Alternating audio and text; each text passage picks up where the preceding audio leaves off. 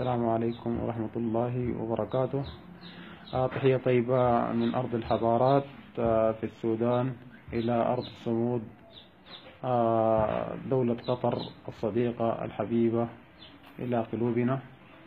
فنحن نقول لكم أننا في خندق واحد معكم، واصبروا ولن تصبروا دول البغي والعدوان على حصاركم.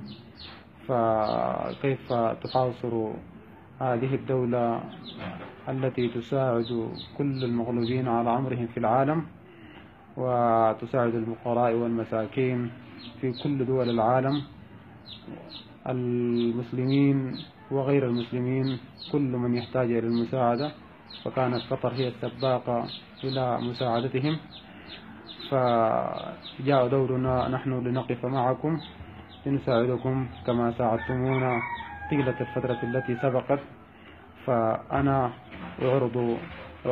أعرض أن نتقدم إليكم بقطعة أرض مساحتها 10,000 فدان،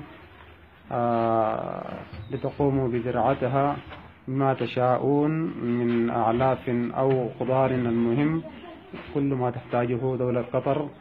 ف10,000 فدان بعقد مفتوح مجاني إن شاء الله، إلى أن تستقر الأمور في قطر وإلى أن يرفع هذا الحصار الجائر. والسلام عليكم ورحمة الله.